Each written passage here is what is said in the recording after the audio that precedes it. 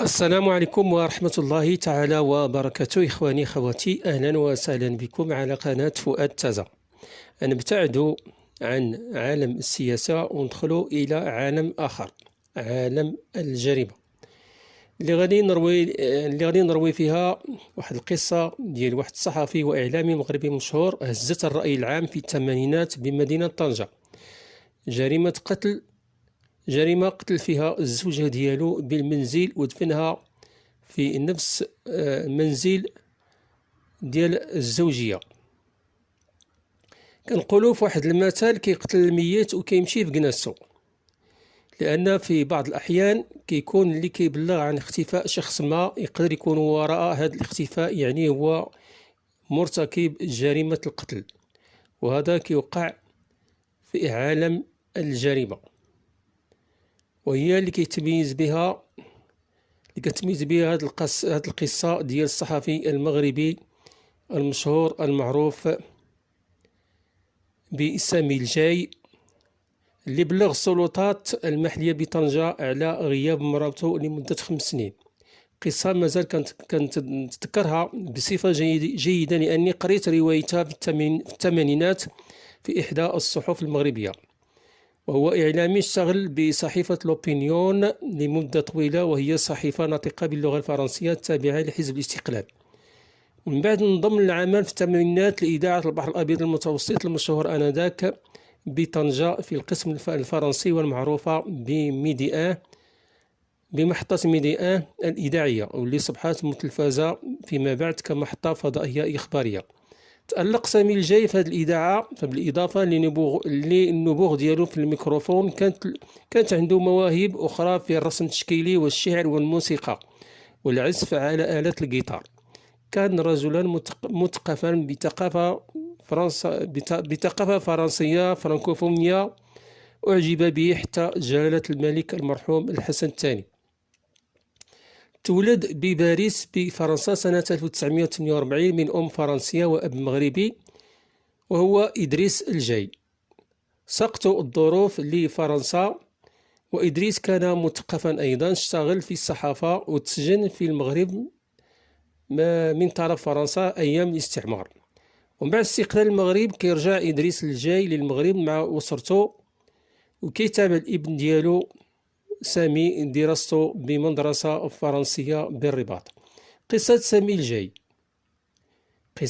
سامي الجاي في اغتيال الزوجة ديالو بدات سنة 1984، وهذه الزوجة حسب ما كان يروى في وسائل الإعلام كانت كتعاملوا بغلظة وقساوة، ودائما ما كانت كتقوم بيناتهم صراعات من أسبابها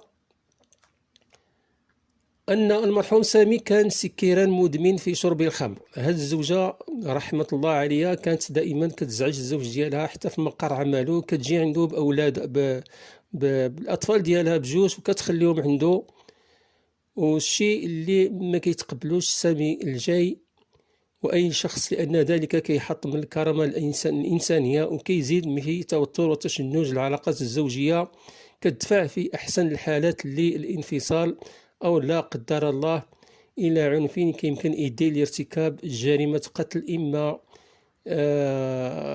كتكون غير مقصودة أو عن سبق الإصرار والترصد. وهذا موقع للأسف مع الصحفي المغربي المقتدر سامي الجاي.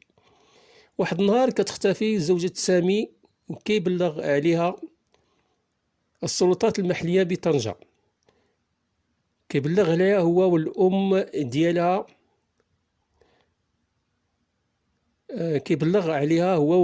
ديال الزوجة ديالو. كتقول الأم أن بنتها غبرات هذه مدة ما عندها حتى شي مشكل سوى مع الزوج ديالها. ومن بعد ما بدأ البحث عبر نداءات في وسائل الإعلان من أجل العثور على المرأة المختفية، لعل وعسى يتم العثور عليها إما حية أو ميتة، لكن ما بانتش طيلة 5 سنين. من بعد بدأت الأم كتصلها رسائل مطمئنة من بنتها المختفية بفرنسا، كتقول فيها أنها لاباس عليها، كتعيش مزيان، وفضلت الإقامة بفرنسا باش تبتعد على مشاكلها اليومية مع الزوج ديالها. لكن الأم من بعد ذلك بدات كتصور شكوك من رسائل بنتها، لأن رسائلها اللي كانت كتعلم بها الأمن والوكيل العام للملك أثارت شكوك، سببها أن بنتها ما عمرها سولتها على ولادها بجوج طيلة هذه المدة اللي غابت فيها، كما هي الأم اللي كتعز الأبناء ديالها وكتشفق عليهم. هنا غيتم التحري والتحقيق للبحث عن السيدة الغائبة زوجة الصحفي من بعد هاد الشكوك اللي وضعت علامة استفهام. وهكذا في سنة 1989 كيبدا فيها التحقيق والبحث، وفي هاد السنة بالضبط كيتم فيها تعيين شرطي بمدينة طنجة، وهو كوميسير دارس للقانون وعنده ضلوع في علم الإجرام وكيمتاز بالذكاء. فوكيل الملك يعطي تعليمات لرئيس الأمن الإقليمي بطنجة للبحث في هذا اللغز المحير، وعطى كذلك أمر ديالو للكوميسير يتكلف بهذا الملف، واللي بدا أولا كيسول الناس المقربين من الصحفي سامي الجاي والأصدقاء والزملاء ديالو في المهنة، وشهدوا كلهم أنه كان رجل طيب، لكن عيبه الوحيد أنه كيشرب الخمر اللي كان كيتناولو في المنزل. ثم ان الزوجه ديالو الغائبه كانت كتجي عنده حتى المقر الاذاعه، كما كيقولوا المقربين منه، كانت كتجي عنده حتى الاذاعه اللي كيعمل بها في اذاعه البحر الابيض المتوسط ميدي ان، وكتشوهه وترميلو ولادو وتخليهم عنده. ومن بعد هذا التحقيق مع الأصدقاء ديالو والزملاء ديالو كيتم تحقيق الكوميسير مع سامي الجاي، وسولو على مكان وجوده أثناء غياب الزوجة ديالو. كيجاوبوا بلي كان في الخدمة، ولادو كانوا عند نسيبته أي أم الزوجة. ثم كينتقل من بعد في التحقيق مع ابن الصحفي اللي كان آنذاك في عمر 9 سنين، وقال له شنو هو آخر نهار شتي فيها الأم ديالك. الولد كيصرح بأنه كان هو والأخت ديالو مع الأب في السيارة، وخلاوهم كينتظروا أمام العمارة اللي ساكنين فيها حتى يرجع مع الزوجة ديالو من الدار كما وعدهم، ويمشيو جميع للعشاء عند نسيبته أو في أي مطعم ما بطنجة. وكيقول ابن كذلك أنه تفاجأ برجوع الأب بدون الأم ديالو في حالة يرثى عليها، قميصته مكرفسة فيها دماء، وقال الأطفال ديالو بجوج اللي كانت كتكون من البنت والولد أنه دبز مع الزوجة ديالو وسمح فيها في الدار بدون ما يصرح أنه تم قتلها. وزاد الولد وقال في التحقيق أنه ديما كان كيلاحظ شجار ونزاع مستمر بين الوالد والأم. ثم من بعد ذلك كما كيقول الطفل غادي يديهم الأب ديالو من منزل الجدة أم البنت الغائبة، وكان هذا آخر عهد بالطفل بالأم ديالو اللي غابت مدة ديال 5 سنين. وهنا بدات شكوك الكوميسير كتزاد، واللي غادي يستمر في البحث ديالو مع الزوجة الثانية لسامي الحاج المقيمة في نفس الشقة من العمارة بنفس العمارة بمدينة طنجة اللي عاش فيها مع الزوجة ديالو الأولى الغائبة. هذه الزوجة الثانية صرحت الكوميسير أنه كان مدمن على شرب الخمر، كيبقى ديما كيعزف على الجيتار وهو كيبكي أمام شبه حديقة بالبالكون مغروسة فيها نبات الحبق، وهي كتفوح معروفة أنها كتمتاز بأنها كتفوح منها واحد الرائحة الزكية، وفيها ورود وأزهار في واحد الفاز كبير. وكان ديما كتقول كما كتقول الزوجة الثانية كيجلس أمام هذا الفاز اللي هو شبه حديقة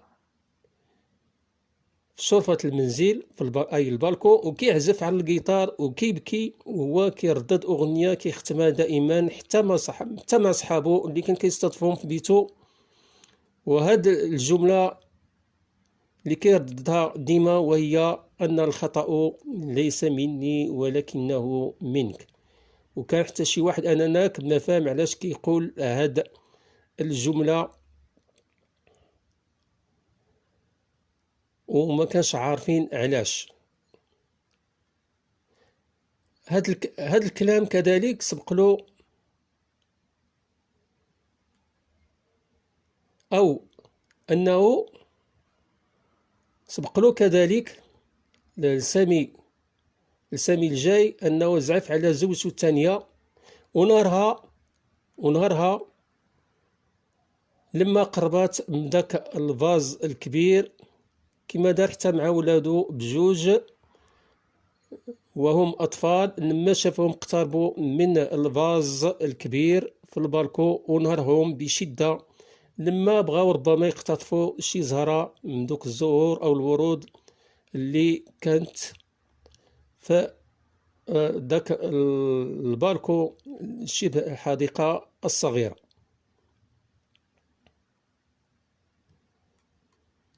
إذن بدات الخطوات الأولى للوصول إلى الحقيقة من بعد تحريات الكوميسير، وباش يزيد يفك هاد اللغز دار تحقيق آخر مع حارس العمارة اللي خدم فيها مدة كتزيد على 10 سنين. من بعد التحريات ديالو مع الحارس كيكتشف أن سامي هو اللي بنى تلك الحديقة الصغيرة في داك البالكون